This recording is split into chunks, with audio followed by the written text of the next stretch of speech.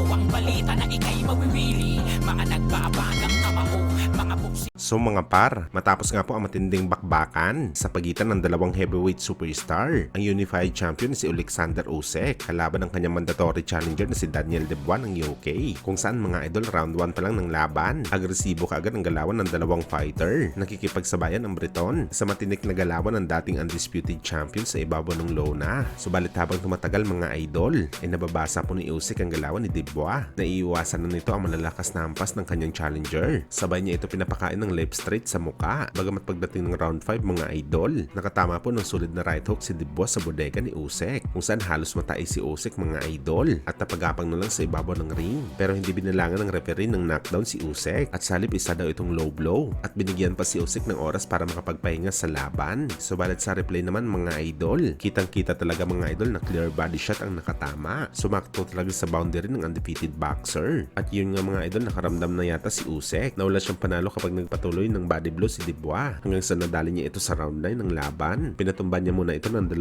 beses bago tuluyan tinapos ang laban, kaya panalo po si Usyk dito via TKO.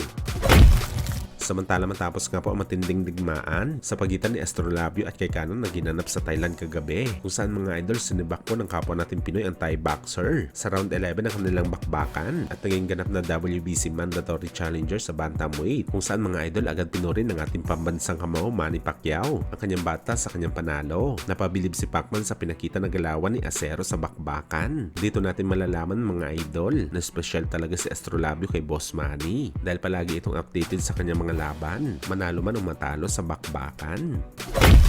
Samantala matapos nga po mga idol umiwas si Charlos sa laban nito sa kanyang mandatory na si Temsu at mas pinili ang laban sa pay-per-view king na si Canelo Alvarez na gaganapin sa September 13 itong taong kasalukuyan. At sa bagong report mga idol, mukhang hindi na lang target ni Temsu ang kanyang ka-division si Charlo dahil tila willing din ang dating sparring partners ni Pacman na palagay kung sino ang mananalo sa laban ni Canelo at Charlo. Palag din si Temsu kahit na si Canelo pa ang kanyang susunod na makakalaban at kahit umakyat din ito ng 2 dibisyon para lamang sagupain si Canelo sa super middleweight at kung saan malaki talaga mga idol ang tsansa na maglaban si Canelo at Temsu dahil under din ng PBC ang Australiano. At sa mga hindi nakakaalam mga idol, hindi pa kumpleto ang 3-fight deal ni Canelo sa PBC. 2 Charlo pa lang ang sureball sa kanyang listahan. Pwede pa talaga sumingit ang pangalan ni Temsu. Wala pa rin kasi mga idol interes si Canelo na labanan ng kanyang mandatory na si David Benavides at medyo malabo na rin makalaban nito si Errol Spence Jr. dahil sa hindi magandang nangyari sa kanya sa laban nito kay Terence Crawford. Kaya ang pahayag ni Temsu ng interes na lumaban sa 168 pounds ay magbibigay ito ng magandang balita para sa kampo ni Canelo.